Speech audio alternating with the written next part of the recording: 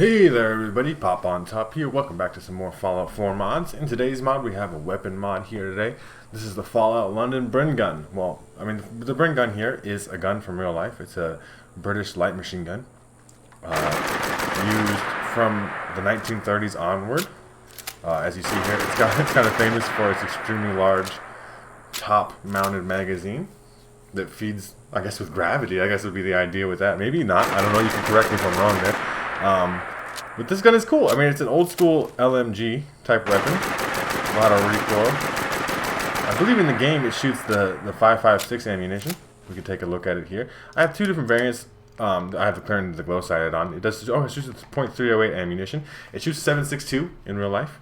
I looked this up because at least that's what the Google said.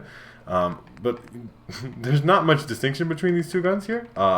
It says the Bren Mark 1, so I imagine there's like a Mark 1 that's like based off of real life variant, because there's no Mark 2 in the game or anything like that. You got that side-mounted sights and stuff, and there's not a huge amount of customization you can do here. We'll get to that in a second, though. As we, you can craft a weapon for yourself at the chemistry station here. The Bren Mark 1, it doesn't require anything, so you can just give it to yourself essentially for free. And you can also find it on gunners and vendors and all that other stuff. But once you go to the customization here, you see there's really not anything here, which makes sense, I suppose, because it's an old school gun and they wouldn't have put big old scopes and all these kind of attachments and stuff on here. But I think you obviously have different receivers, which is, like I think a baseline Fallout thing. Obviously you want to put the most powerful receiver on there. You could argue armor piercing, I guess, depending on what kind of target you're going up against. But for the most part, the powerful automatic receiver, and it can't be semi-auto. You get standard barrel. That's it. You get standard stock. That's it. I don't even know why they exist if you can't do anything with them. Maybe they intend to add some of these features later. But I've had this mod installed for a long time because I've been just waiting. I'm like, there's got to be something more to this too, right? Because you get a standard mag. Like, why would you put these sights in it? You got glow sights or standard sights, so glow or not. I mean, you might as well put the glow on there, right? No muzzle, no suppressor. There's nothing here, right? Like, you can unfold or fold the bipod. I don't think it does anything for you, like in terms of accuracy or recoil or anything. So essentially, it's just like put a receiver on the thing and let it go. Is that a horrible thing? No. Some people out there maybe even want a simple gun that's really easy to just use and understand. And obviously it has its unique reload animations, right? There's no gun from Fallout that has an animation like that. We can look at them in third person here, though.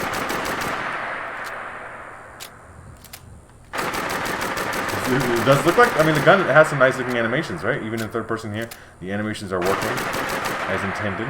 The gun looks nice. It's doing gun things, right?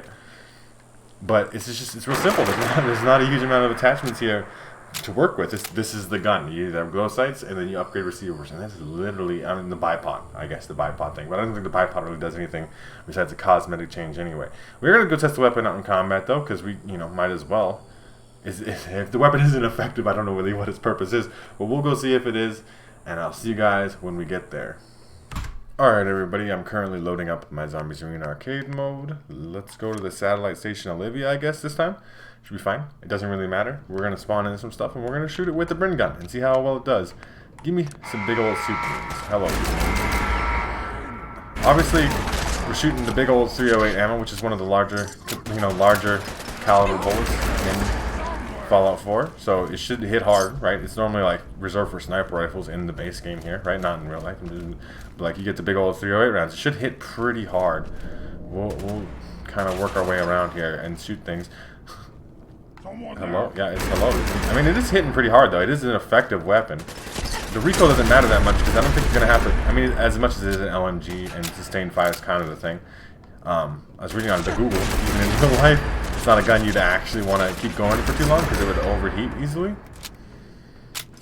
And the reload is decently quick though. Obviously I have quick hands perk too as well because I have all the perks. It's a decently effective weapon, right? And it has a unique look to it that I don't think you get from a lot of different other guns. Obviously no base game weapons, and not that many modded guns are being like, let's take a, old school British LMG and just put it in the game.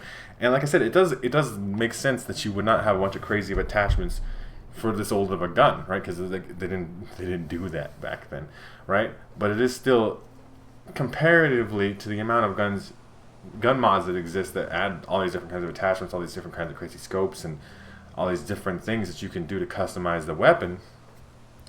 I think it makes sense, like just this feels a little bit underwhelming in that degree, because you'd expect some more customization just from a gun from Fallout 4. That's just like kind of like one of the cooler systems with Fallout 4 is the amount of gun customization.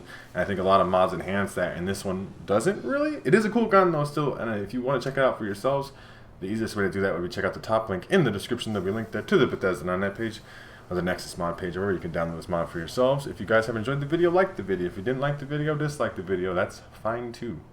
If you guys are new to my channel, make sure to subscribe. That way you can check out more videos from me. And pretty much other than that, you guys have a good rest of your day, whatever it may be, and I will see you in the next episode.